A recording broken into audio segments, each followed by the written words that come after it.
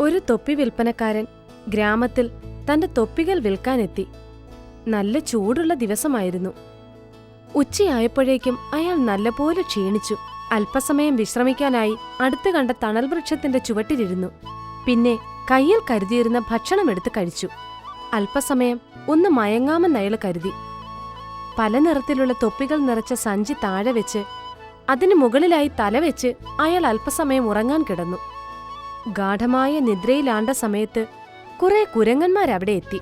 അവർ തൊപ്പിക്കച്ചവടക്കാരന്റെ തലഭാഗത്തിരിക്കുന്ന സഞ്ചി കണ്ടു. ഒരു കുരങ്ങൻ സഞ്ചി തുറന്നു നോക്കി. അതിൽ പല നിറത്തിലുള്ള തൊപ്പികൾ കണ്ട് അവരോരോന്നായി പുറത്തെടുത്തു.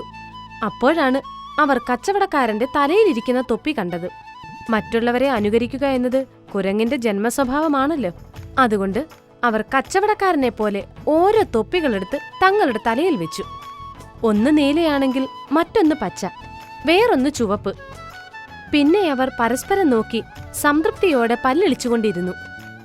കുറച്ചു സമയം അവിടെയെല്ലാം ഓടിക്കളിച്ചിട്ട് കുരങ്ങന്മാരെല്ലാം മരത്തിൽ കയറി ഇരിപ്പായി. അല്പസമയം കഴിഞ്ഞപ്പോൾ തൊപ്പിക്കച്ചവടക്കാരൻ ഉണർന്നു.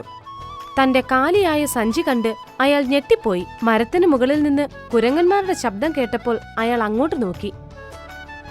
തന്റെ തൊപ്പികളെല്ലാം എടുത്ത് തലയിൽ വെച്ച് കളിക്കുന്ന കുരങ്ങന്മാരെയാണ് അയാൾ കണ്ടത്. എന്തു ചെയ്യണമെന്നറിയാതെ അയാൾ ആകെ വലഞ്ഞു. തന്റെ തൊപ്പികൾ എടുത്തുകൊണ്ടുപോയ കുരങ്ങന്മാരെ നോക്കി അയാൾ ഉച്ചത്തിൽ ദേഷ്യപ്പെട്ട് എന്തൊക്കെയോ ചലനങ്ങൾ കാണിച്ചു.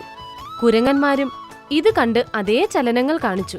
ദേഷ്യം വന്ന തൊപ്പിക്കച്ചവടക്കാരൻ നിലത്താഞ്ഞു ചവിട്ടി.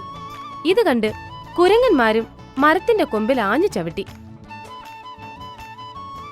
ഇനി എന്തു ചെയ്യുമെന്ന് അയാൾ ആലോചിച്ചു. നേരത്തെ കാണിച്ചതുപോലുള്ള ഗോഷ്ഠികൾ കാണിച്ചുകൊണ്ട് അതിനിടയിൽ അയാൾ തന്റെ തൊപ്പി ഊരി നിലത്തേക്കിട്ടു. ഇത് കണ്ട കുരങ്ങന്മാരും തങ്ങളുടെ തലയിലിരുന്ന തൊപ്പികൾ ഓരോന്നായി ഊരി നിലത്തേക്കെറിഞ്ഞു. അങ്ങനെ തൊപ്പിക്കച്ചവടക്കാരന് തന്റെ വർണ്ണത്തൊപ്പികൾ ഓരോന്നും മടക്കി കിട്ടി. പിന്നെ സമയം കളയാതെ അയാൾ തൊപ്പികളെല്ലാം വാരി സഞ്ചിയിലാക്കി അവിടെ നിന്നും യാത്രയായി. കൂട്ടുകാർക്ക് മനസ്സിലായല്ലോ, ആപൽഘട്ടങ്ങളെ തരണം ചെയ്യുവാൻ നാം നമ്മുടെ ബുദ്ധിയാണ് ഉപയോഗിക്കേണ്ടത്.